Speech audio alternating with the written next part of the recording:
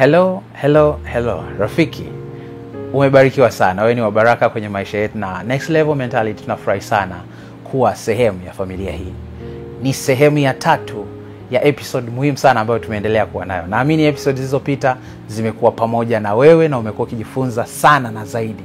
Sasa episode hii kwenye part ya 3, najua Mungu atajifunua kwa namna tofauti sana wakati mtumishi wa Mungu anapoendelea kufunua kile ambacho amekusudiwa na Mungu kizungumza siku ya leo.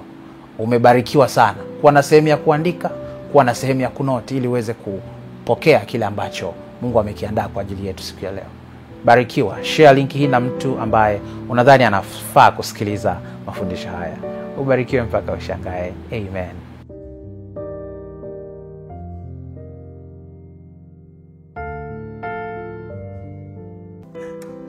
Na hii ndio tatizo la Wagalatia. Wagalatia waliamini wameokolewa pasipo jitihada zao. Lakini walipookoka wakafikiri hatumhitaji Mungu, inabidi tupambane wenyewe. Huo ndio Galatia. Huo ndio ulozi wa Galatia. Sasa anasemaje? Kwa maana ndiye Mungu atendaye kazi ndani yenu. Akasemaje? Kutaka kwenu na kutenda kwenu. Unajua Kiingereza amesemaje? Both to will and to do. Kwa Mungu baada ya kuokoka ulisalenda mikono ukaokoka You do like this, kwamba matendo yangu hayatoboi, kwa hiyo ukafanya nini? Ukamuonyesha Mungu kwamba it is only you. Ukaimba kama Walter Chilambo, only you, only you.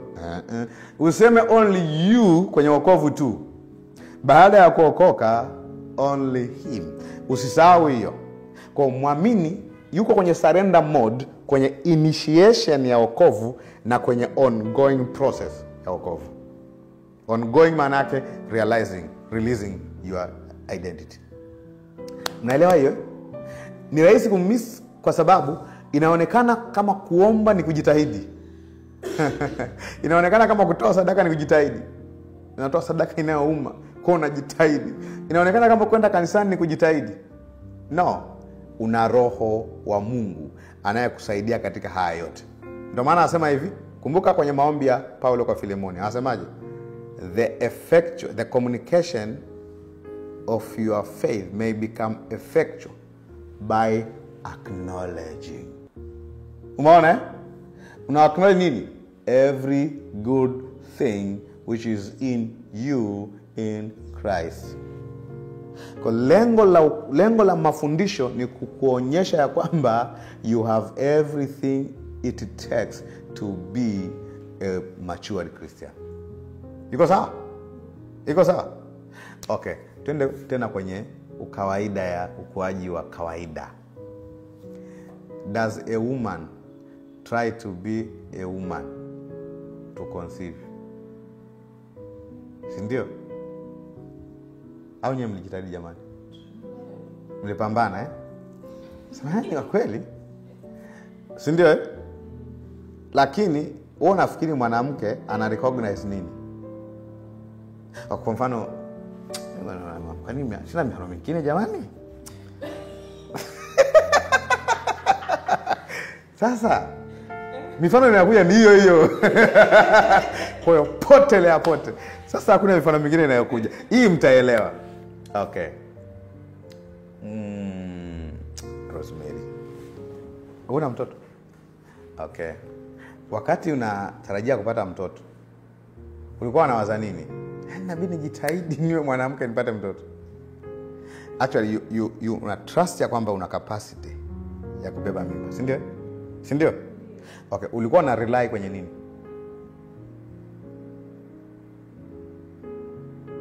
Ukumbuke.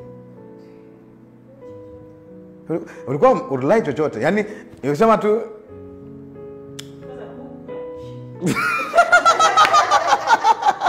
Umeona? Yaani ni kama vile ile nategemea I'll be pregnant. Unategemea. Ulifanya nini utegemee? You are just cooperating with the processes. Sasa umeshaelewa hapo Kucooperate kwenye process na umeelewa maana yake nini? You are not making anything. Ulikuwa unasema tu, kwa hiyo unatakiwa nifanye nini? Umeelewa Yaani kwamba mmefunga ndoa leo na unataka mwakani uwe na mtoto, hamkutawanyika.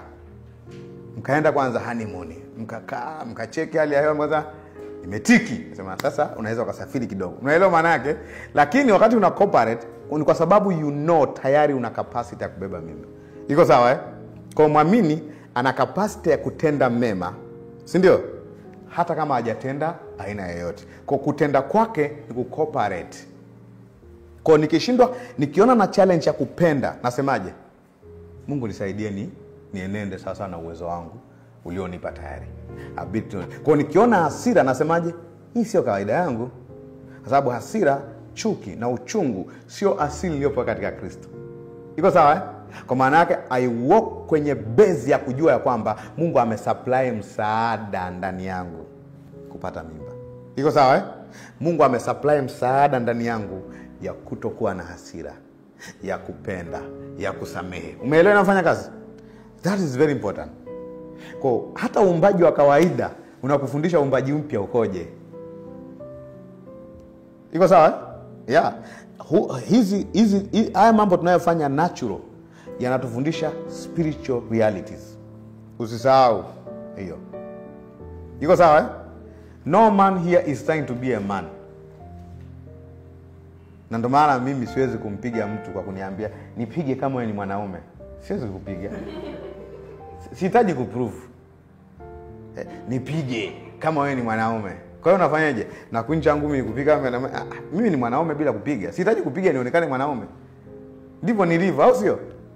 Kwa hiyo unakuta na jamaa lenyewe limekunja ngumi, linakunja shati, eti nipige kama wewe ni mwanaume.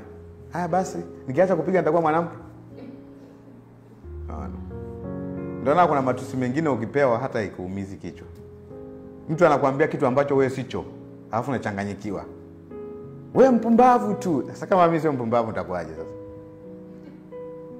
Ambia, unaongea na nani? Naongea na wewe. Nini? Wewe mpumbavu. Mimi.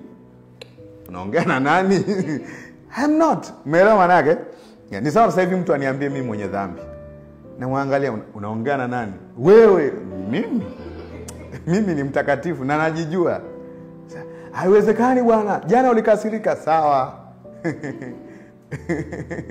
Gari ikitoleza hayu mkokoteni. Umeelewa eh? Kwa sema ni Mungu anayefanya atendaye kazi ndani yenu. Unaona neno atendaye ni work. Si ndio eh? It's God that's working through us. Na ndio basi niliwaambia, kama nakumbuka, niliwaambia tofauti ya wokovu, kwa maana ile kwenda kumwokoa mtu kwenye maji na kumtapisha na kumwacha, huo sio wokovu wa Mungu. Mungu kama angekuwa Mungu anakutoa kwenye maji, anakutoa kwenye maji na kukushikilia usianguke tena kwenye maji. Ina maana God have relationship with the believer. It's not an one time activity. Unapookolewa, yule mwokozi anabaki na wewe milele. Sawa eh? Ndio maana hiyo fellowship ya Roho Mtakatifu ndani yetu ni nini? Ni Mungu kuwa pamoja nasi. Ina maana msaada wa Mungu haujaishia siku ile ulipoamini. Msaada wa Mungu unaendelea baada ya uamini. Kwa hiyo wokovu, ukuaji wa kiroho is not away from God. It is me cooperating with the power of God in me to walk like Christ. Iko sawa eh? Umeelewa tofauti? Umeelewa tofauti? Hiyo ndio maana ya ukuaji wa kiroho. Unakuwa kwa sababu tayari msaada umekuwa supplied ndani yetu. Tuna roho wa Mungu. Angalia, akasema kwa kulitimiza kusudi lake jema. Kusudi la ngapi? La nani? La Mungu. Kusudi lake jema. Mungu analitimiza kwa kudili na kutaka kwetu na kutenda kwetu. Sasa muamini anayejua hapa ni mtu ambaye hachukulii maombi kama ushawishi, anachukua maombi kama ni kusarenda na kushirikiana na nguvu za Mungu. Iko sawa? Iko sawa? Kwa nikiona na struggle kutoa, nafanyaje? I release myself to God's help. Ninakiri, in fact, hata confessions za Wakristo wengi ni kwa sababu hawajui huu mtindo wa Mungu, dini na tabia zao.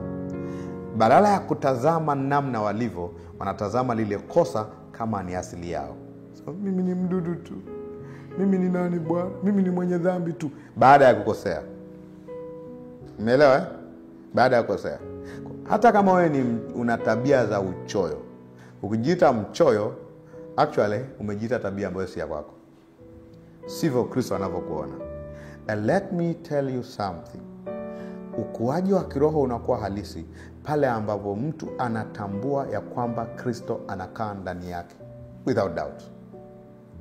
Do you know Kristo yuko ndani yetu na hana mashaka na uwepo wake ndani yetu? Okay.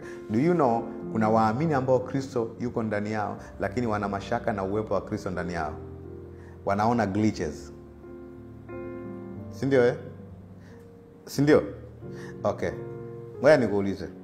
Wakati wanafunzi wanapigwa na kina Paulo alisimamia pale Stefano akapigwa. Alipotokea Stefano kwenye sura ya 9, Yesu alimwambiaje? Sauli, Sauli, mbona waniudhi? Mbona niseme Kiingereza kwa sababu kuudhi Kiswahili kimeipoza sana. Anasema, Saul, Saul, why do you persecute me? Do you know persecute? Ni kutesa, ni kutendea mabaya. Yesu alimwambiaje Sauli? Mbona wanitesa? Hiyo ndio lugha rahisi ya persecute.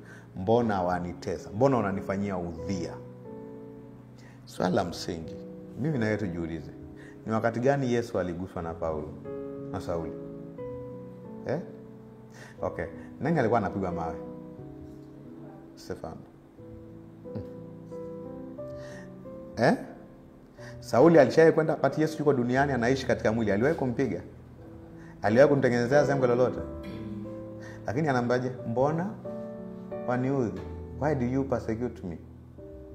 Ina maana katika ufahamu wa Yesu Kristo anajua yeye na muamini wameungwa ni kitu kimoja. Kwa lugha rahisi, ukimpiga muamini ni sawa umempiga Yesu. Yeye ni literal kwake. Kwa kukutana na mtesi wako anamwambia, mbona umenipiga leo asubuhi? Kwa kama mke wangu ni muamini, sawa unajua nampenda Yesu Kristo, si ndio? Alafu nikaenda nikamnasa mke wangu kofi. Pa! Yesu unajua akinitokea ananiambiaje? Mbona leo umenasa kofi asubuhi? Kwa Yesu hizo ni literal. Hiyo ni reality. Hiyo ni uhalisia. Lakini mke wangu anaweza akafikiria amepigwa yeye. Lakini anaweza akasema, hivi unajua umempiga nani? Kwa sababu amefika mahali anaelewa her identity is Christ. Huwezi kumtenga na Kristo. Aliyeungwa na Bwana ni roho moja naye. Kwa akifika mahali akili yake inapokea ya kwamba mimi nikiongea ni Kristo anaongea, inaanza ku make sense kwenye mwenendo wake. Iko sawa? Iko sawa. I remember this case. Mama mmoja alikuwa kijana wake alikuwa anamtesa. Muamini. Kijana wake anaweza kuwa na watoto bangi, fujo. Anaweza akaja akampiga, na si alimpigaga akamvunja mkono mama yake. Alafu siku yule mama yake tu akamtazama, alikuwa anamfanyia fujo. Akamwambia, "Hivi kijana, hujui mimi ni nani?"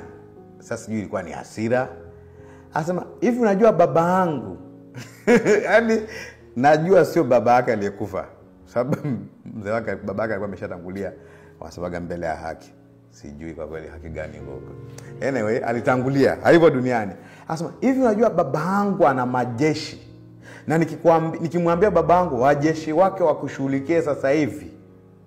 Hivi unajua hautakaa salama. Wewe mtoto." Alikuwa anataka kumpiga siku hiyo. Mama hajaweka nukta. Askari wakaingia kwenye nyumba. Nyumba inakuapuliwa. Papo wakaenda kwenye nyumba yake, wakakuta sijui nini, itoaje zile za nyara za serikali. Nyama pori. Wakakuta nyama pori ameshikwa. Sijui nani amewaambia nyama pori iko ndani. Yaani ghafla wanajeshi wametana kwenye akasema, akashika mdomo. Nimesema nini? Yani kijana akapelekwa mzobe. Kesi kaanzia hapo. Anasemaje? "Ujui baba yangu anamiliki majeshi." Amemaliza tu kusema mambo yakaanza yani anamaliza kusema watu wanaingia, magari yamepaki hapo nje, kijana anaanza kushughulikiwa. He will never forget that. He will never forget that. Yeye anajua Mkristo anaweza kaamua kujiona yeko peke yake. Unaelewa maana yake? Anaweza akajiona yeye. Hivi unajua Wayahudi walipokuwa wanateseka, Wakorinto walikuwa anateseka na tabia mbaya. Unajua Paulo alikuwa anawaambia hamjui ya kwamba ninyi ni hekalu la Mungu. Do you know what power is that? Ina nguvu gani hiyo? Hebu fikiria mtu ambaye anajua mimi na Yesu tumeungana. Yani unajua amalgamated yani ukinigusa ni Yesu umemgusa. Yani akili yake imeondoka kwenye level ya hakuna mashaka. Yani kikuwekea mkono ni Yesu anakuwekea mikono. Kwa hiyo Jesus experience kwake ni maisha ya kawaida. Iko sawa Iko sawa? Iko sawa. The Holy Jesus aliyemsoma kwenye Mathayo, Marko, Luka na Yohana. Alafu anaenda kwa kahaba. Alafu unasema no, Jesus cannot sleep here. Akili yake imefika wapi? Imepata revelation. Umeelewa maombi ya ukuaji wa kiroho? Ni kwamba mtu afikie hiyo revelation ya kutojitenga na Kristo katika fahamu wake. Ifike mahali, if I'm going to work, Kristo amekaa kwenye kiti hapa. Kristo anazungumza na watu hapa. Iko sawa Kwa sababu hiyo ndo sio tu tunasema theoretically display him. He's actually in you. Sio tunakutengenezea kwenye conscious tu. Ni reality. Sio kama unaelewa Yeye mwenyewe anajiona ndani yako. Sio unajua unaweza ukajishawishi kwenye akili si ndio na ukajishawishi kwenye mambo ambayo hayapo. Tumeelewana Unaweza ukajishawishi kwenye akili yako kwamba wewe ni tajiri na ni maskini. Na ukaanza kunesa kama tajiri, ukaanza kuendesha na hauna kitu. Unaenda kwenye uwanja ulio wazi, unafungua geti. Wewe kijana, mbona hujafungua geti haraka? Na hamna geti.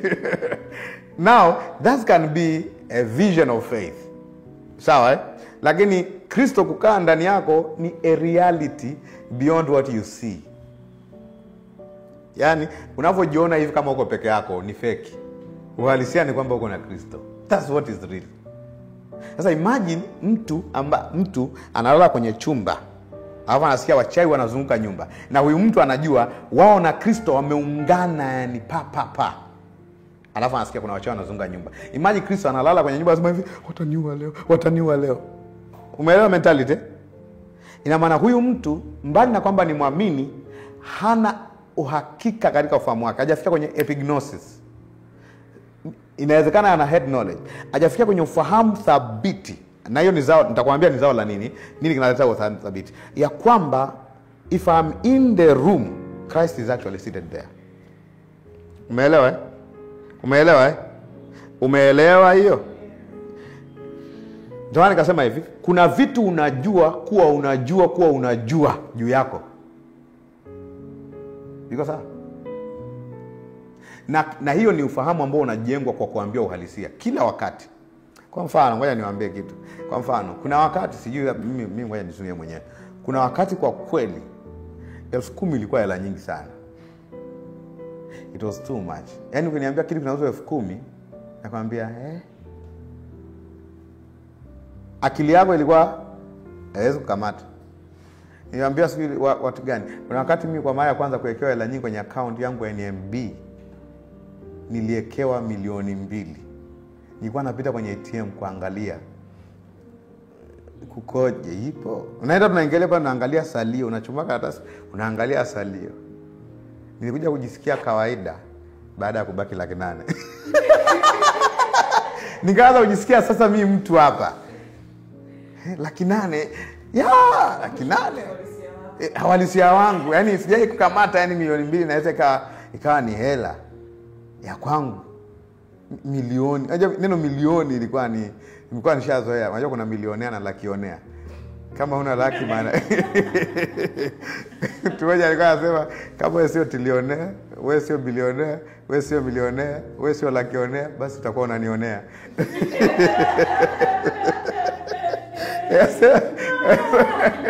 Wakati huo naonewa. Alafu sasa ukasikia milioni ziko kwenye account. Huwezi kutulia. Nilinunua kila kitu ninachojua kinaweza kununulika. Ndio pale nikanunua kibaiskeli cha gia. Sijui hata kwa nini nanunua. Mpaka nirudi kwenye level yangu. Hizi hela zinanisumbua. Ipopiga 800 ndo nikaanza kupangia matumizi sasa wa muda wa internship. Isije ikaisha. Huwezi kupangia 2,000,000 matumizi. Pangia 800,000. Maana boom nishazoea kupokea 400,000, 300,000, 800,000 sawa. Milioni. Unahesabu sifuri 1, 2, 3, 4, 5, 6 na namba zipo pale 2. Walikuwa wameniloga kabisa. Wasingenipa hizo hela. Unajua nilikuwa namwambia mtu juzi. Hivi unafikiri kweli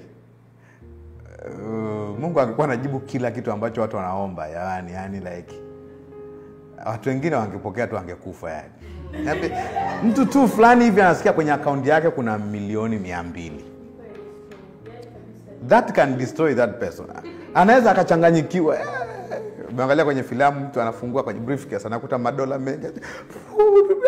Anataka kujua level yake hii. Some things you need to mature. Mimi niwachekeshe. As a man of God, mimi zamani nilikuwa sielewi kwa nini mtu anamiliki private jet. Anamiliki private jet, mtumishi wa Mungu. Na niliziandikia article. I was against it. Mpaka siku moja nilipokaa airport. Masaa 7 na muda wa kuondoka. Alafu hujasikia imekuwa cancelled. Alafu mtumishi huyo anaenda kwenye mkutano wenye watu 5,000 wanaomsubiri kwenye mji mwingine. Alafu imekuwa cancelled. Huwezi kuelewa mpaka umefika kwenye hiyo level. Mnaona hawa watumishi hapa hawajui kuna maskini, hawajui kuna maskini. Yaani huwezi kuelewa, utafikiri wanatumia hela ambayo wanatakiwa kusaidia nani? Maskini. Sasa kwambia, kwa nini mama anapanda ndege? Si aende tu kwa nini barabara ni mbovu? Pata urais kwanza. Ukipata urais, unaanza kufikiri vizuri. Kwa kuna vitu kweli kabisa, hata being a pastor. Mimi kuna mambo nilikuwa nawaza kabla sijawa mchungaji. Nilipokuwa mchungaji nikasema kuna ujinga mwingi niliongea kwa sababu I didn't know how to be a pastor. Unatamani rudi nyuma. Unaenda memories za Facebook zinakuletea article uliandika about pastors zamani. Una delete taratibu.